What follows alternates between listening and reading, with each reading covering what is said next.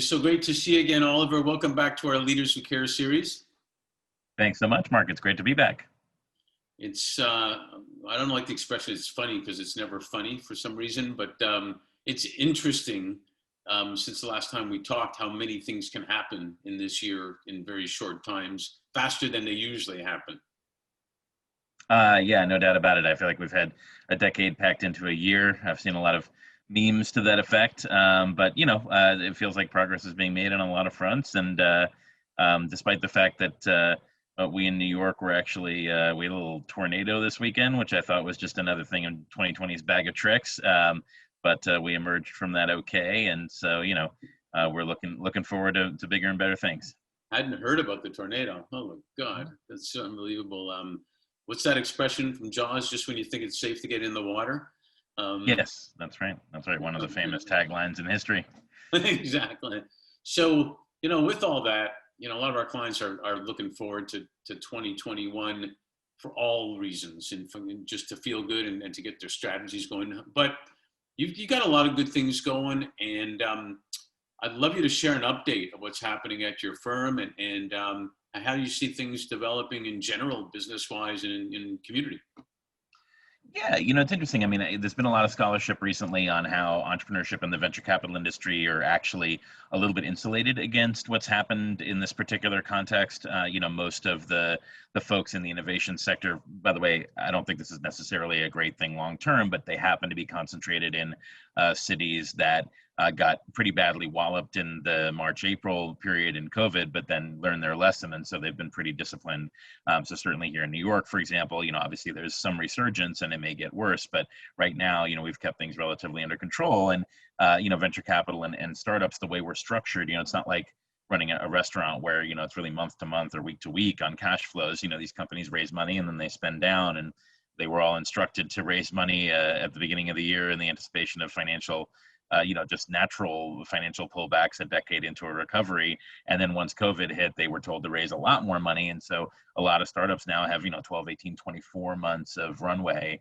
And that gives them some maneuvering room and some room to grow and to hire people. So I think actually you're finding a strong spot of, resilience in the economy in this particular sector and some places where jobs are being created.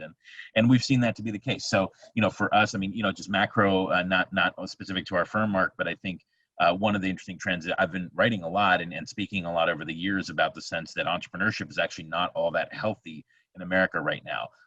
Everyone's attention is so focused on like the hoodie wearing billionaires, and certainly that economy has done well over the last decade or two. But entrepreneurship, as defined by the original sense of starting new things, new business starts have been down pretty significantly in the last 40 years. And that's a real problem because the backbone of our economy are 25 million or so small businesses. I'm talking about, stores, bodegas, restaurants, small manufactories, that sort of thing. And that's been really stressed. So an interesting thing about this era is that actually, strangely enough, we're seeing an uptick in entrepreneurship, and that may be due to the fact that people were without a job, and so that allows them to take a dive into something riskier that normally they wouldn't have done if they were afraid of losing a job. Maybe it has to do with the availability of the cash from the relatively generous early COVID relief packages. Notably, that's obviously run out, and that's a problem, but maybe that gave people an opportunity to try something new. But whatever it is, it's good. Right now, we want more people to become entrepreneurs and to become part of that backbone of what makes the economy tick. So that's good. That's good for us. One of the other things I'll share with you, Mark, is for us, for 12 years now, we've been doing something we call investing in building companies at the nexus of growth, impact, and diversity. And I think for a long time, we felt like we were swimming upstream on that. People thought that meant that maybe our companies weren't quite as good as a regular company with a regular founder. I'm pleased to report, and by the way, when we started the firm in early 2009, it was really the doldrums. It was the bottom of the '08 financial crisis, unbeknownst to many, that actually occurred in early '09. Right. And at the bottom of the last crisis, interestingly enough, a lot of people said, look, I'm not really interested in impact. Don't bother me with that. There's real problems here. Like once we can do your fun, like kind of quasi philanthropy later. This time around, Mark, it's been super different, right? So people are keen, investors are keen, entrepreneurs are keen, the media is keen on stories of companies that are helping improve the world. That's not to say that they're not also making money, right? This business we're talking about, but you've seen businesses that are producing PPE, that are in the vaccine race, that are around job creation, future of work, provision of services and distance, learning, education, and work. New approaches to real estate, to cleaning, whatever it is, it's been interesting, and all those things are positive impact companies. And then obviously with the events of the late summer in social justice, the focus on diversity has been really gratifying. The one slight alarm bell that I'll ring is the numbers on investing in diverse and female entrepreneurs are actually down this year. I tend to ascribe that to the fact that for some reason investors think of them as riskier bets. We do not, of course, but there is a cooling effect on bravery when you're in the middle of a crisis, as it turns out, for investors. And I think we've seen that to be the case. So I think it's imperative that our industry do the thing we're talking about. But I do think that there's been a lot of attention on funding diverse investors as well as funders, founders, I should say, and that's important too. And the last thing I'll say is, look, there's a mantra going on that you may be over COVID, but COVID ain't over. And I think it's important for us to remind our investors, our entrepreneurs, our team members that resilience and digging deep for the kind of stick-to-itiveness and attitude that defines prior generations' courage in times of trial is really important. And it doesn't mean it's easy, and we're not trying to erase the fact that it would be better if we're all past this now, but we remain a country that needs to have some vigilance here and some sense of community and shared burden. And if we can do that, then we'll emerge together as a stronger, more entrepreneurial, more impactful and just society. And that's something that keeps me very hopeful, Mark. So that's a little bit of the update on where we are.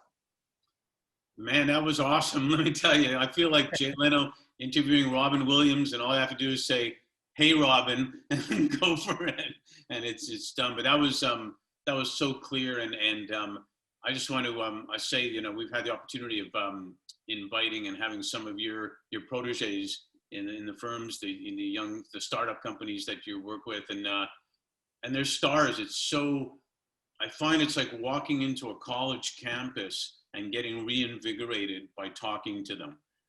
The hope, the excitement, the smarts that they have, that they're bringing to the table is great. Certainly the ones I've talked to that you're involved with, so congrats on that. And there's just, hopefully it's a good sign we need a lot of positive signs, a good sign for the future. And as you said, if we don't do it together, it's not going to be where we want it to be. So we're getting, there's a reason for everything. And congrats also on being resilient in not listening to all those people that said it was the wrong place, because now it's the right place. Yes, the arc of history, maybe more zigzaggy than we think, but it ends up in the right place. And I appreciate that, Mark. I think that's great. I often joke, my friends know that I don't spend a lot of time away from my phone and from work, but it's because what we do is kind of like an eternal fountain of business youth. I mean, how cool is it to get to work with these entrepreneurs, these companies, even the ones, frankly, that we meet and don't end up working with are impressive and great as well. So it's just an existential shot in the arm whenever I get down about whatever it might be. I just get a chance to work with these great people and build some really interesting and impactful companies. And I should be so lucky. So more work to do. And you're doing great. By the way, last comment. The way to get away from alligators is zigzagging. Oh, is that the case?